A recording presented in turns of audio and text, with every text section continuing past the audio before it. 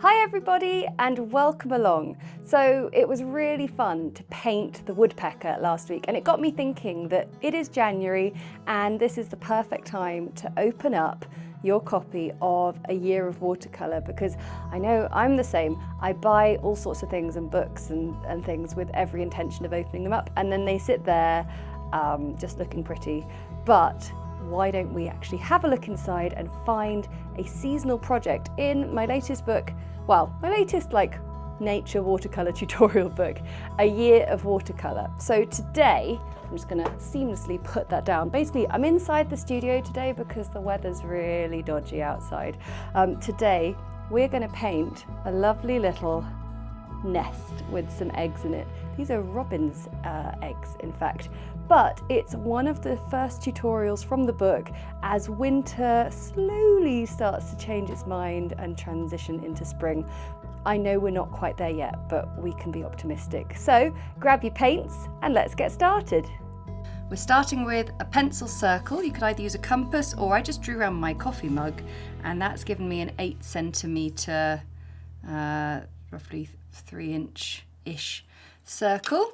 And then I'm going to draw some eggs in the middle, and the good news is you could sort of sketch these a bit roughly and get the shape. You don't have to sort of get it in one. In the book we do 5. I think I'll do 3. I was thinking as I was coming up with this might also be a really nice new baby card, and I suppose you could put one egg in the nest, or I mean, if they're having triplets, then this would be perfect. But also just generally, I think it's a nice idea. And then what we have to do is put masking fluid on these eggs. I've got my masking fluid brush.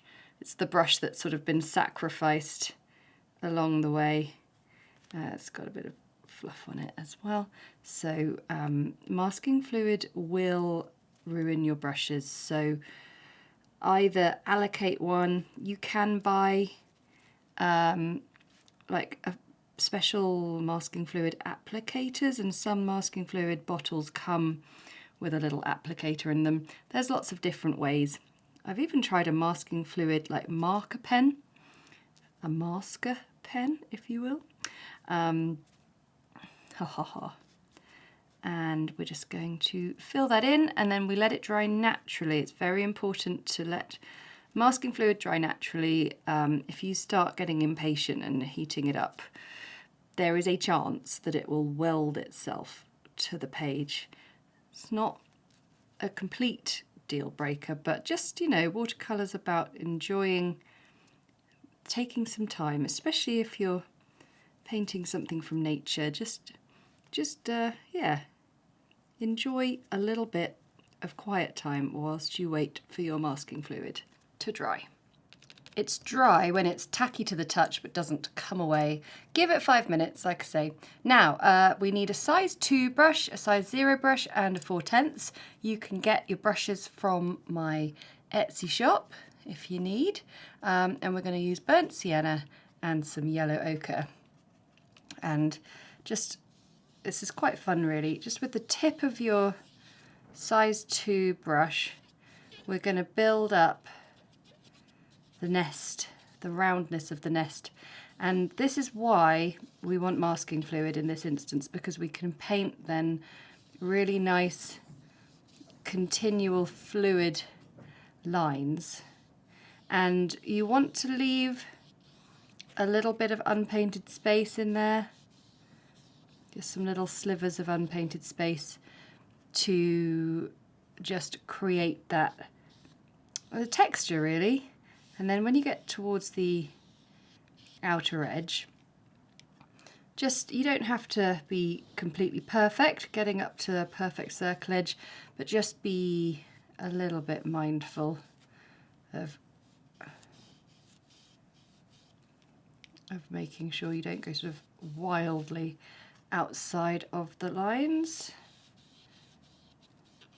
Okay, lovely.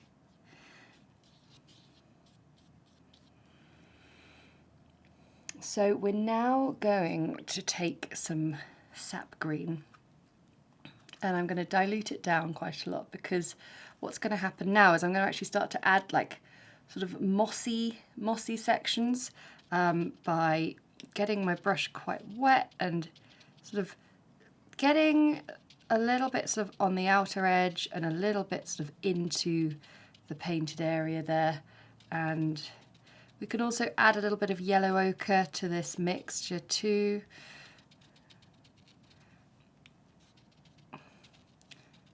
So yeah, we're just going to paint that in and just create this nice interest on the nest. I'm now going to introduce in the rigger brush, just in case. Now I added in a few little slightly more concentrated dabs of sap green.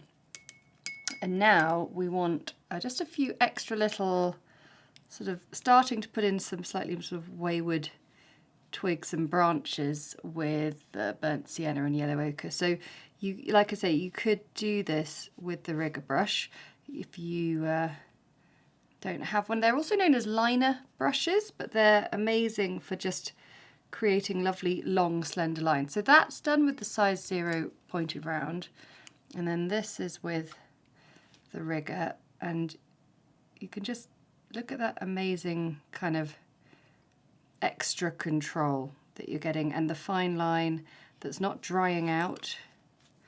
I really do think if you don't already have one of these in your watercolour kit, you should get one, because it's probably my favourite brush sort of outside of my general pointed rounds.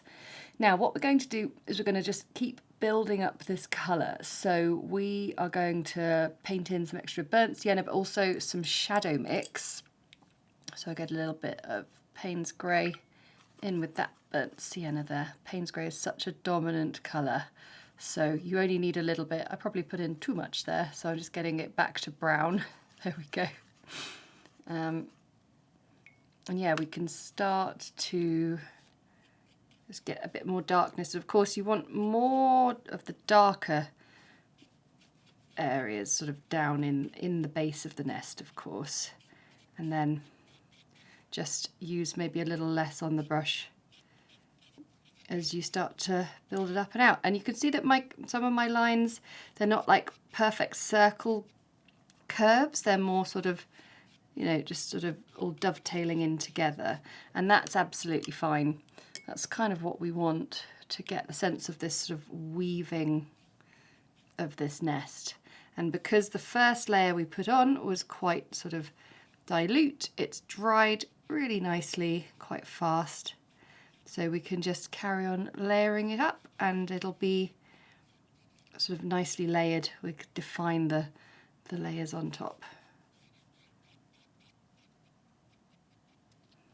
When it's fully dry, you can rub off the masking fluid. I like to use a hard eraser when I've got lots of paint, so like lots of heavy layers of paint surrounding the topic. Okay, so you can see here that the eggs are like, they're quite a good shape. They're not quite the right shape. And so what I tend to do at this stage is just tidy them up a fraction using some of the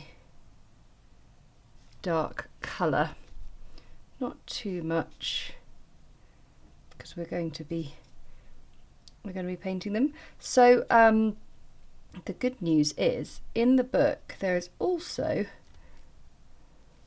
masking fluid all over my fingers. There's also a chapter on different birds' eggs and how to paint birds' eggs, which I will show you. So just a page ahead. So you've got all these different ones you can choose from, and just a general sort of technique of how to go about painting the bird's egg, because firstly you want to get a rounded feel for the egg, so you can do that by sort of painting the edge, drawing the colour in and getting that nice light middle. And then whether you then do some wet on wet with some speckles and let them feather out, or doing wet on dry and doing some slightly more defined speckles on top. I'm going to do a robin's egg, as it is in the book. So we need a mixture of some yellow ochre and some permanent rose, which is a really lovely colour combination. We'll need sort of a bit more dominant with the yellow ochre because it goes into this amazing sort of amber kind of colour, and if we dilute that down and then just put a little bit of raw umber into it just to make it a little less orange, dilute that down, and then what we're going to do is I'm going to paint around the edge, clean off my brush, and then, oh, I've got a little hair on the brush there, draw that colour inwards. And even though it's a very pale colour on the outer edge, it's still going to give a sense of a paler middle because I've sort of left it like that. So we're going to paint all the eggs like that, and then I'm going to pop a mix of burnt sienna and raw umber. We're just going to mix those two together and just do a few little quite sort of dilute speckles.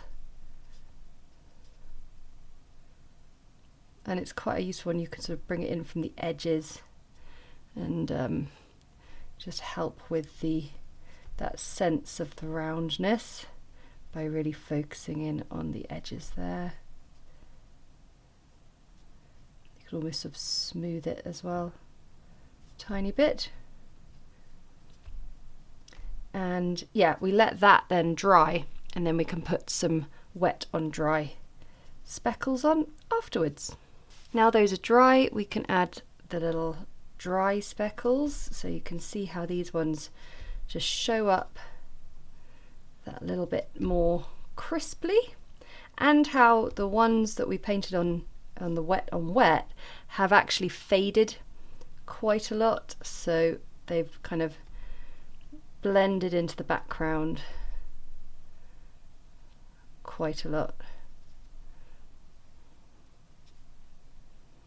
And the other thing, because these eggs are in a nest and they're nestled in next to each other, we need to add a little bit of shadow to them so that we can have them looking like they're in there and not just sort of floating on top of everything. So whilst we've got our little bit of shadow mix, just quite diluted, I'll just add in that little bit, just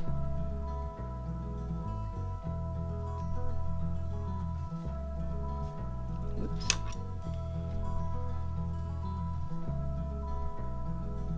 Like that for each of them. And there you have our eggs really popping off the page, and there's no real visible pencil to rub out, so that's also great. So if you enjoyed that, don't forget that is one of many seasonal lovely tutorials in A Year of Watercolour. Grab your signed copy only in my Etsy store right now, and yeah, you can get yourself a wonderful book of inspiration to track through the seasons, through the year. It's a really wonderful way of connecting with nature and brushing up on your watercolour skills. Thanks so much for watching, and I'll see you again next time. Bye!